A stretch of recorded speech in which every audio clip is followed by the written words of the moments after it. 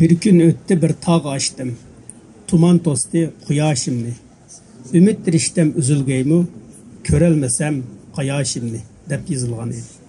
Tamga yana bir kalendar sızılgan bulup, bunu sızılgan mahbus 2014 yılı yanvarning 13 kuni tutilgan yoki shu kuni Ko'kta qamoqxonasiga solingan bo'lsa kerak.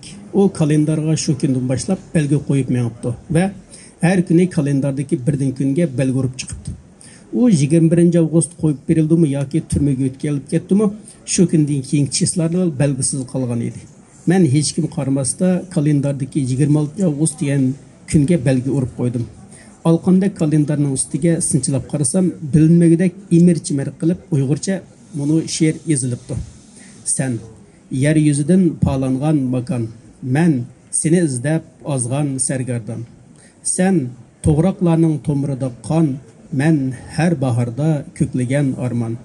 Sen manga taliq tug'ilgan canan, men visalingsiz qag'jirgan can.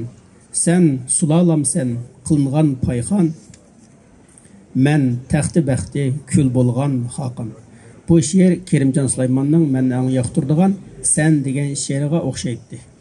O she'rda sen aytay deb aytolmagan kuy, ishik echib bermagan tug'um. Sen bilib turib to'liy olmagan, ona bilan ma'nodosh uqum, men izlagan mening yo'qliqim degan misralar bor edi. Bu she'r menga Kerimcan Süleyman'ның mazkur she'ridan ta'sirat elib yozilgandek bilindi.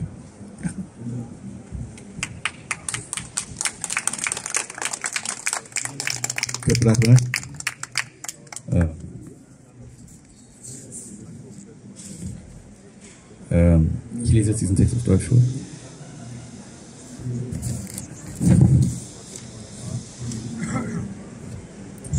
Vor lauter Langeweile blieb mir nichts anderes übrig, als die Wand vor mir in allen Details gründlich zu studieren. Auf ihr fielen gleich die in Chinesensprache und auf Uigurisch geschriebenen Namen irgendwelcher Leute ins Auge. Auch gab es die einen oder anderen Gedichte über Liebe. In einem davon, das mir im Gedächtnis geblieben ist und das ich ziemlich angemessen fand, stand geschrieben: Ein Tag ist vergangen, ein Berg hinter mir. Der Rauch verhüllt vor mir die Sonne. Soll der Faden meiner Hoffnung reißen, wenn nicht mehr ich sehe die Sonne?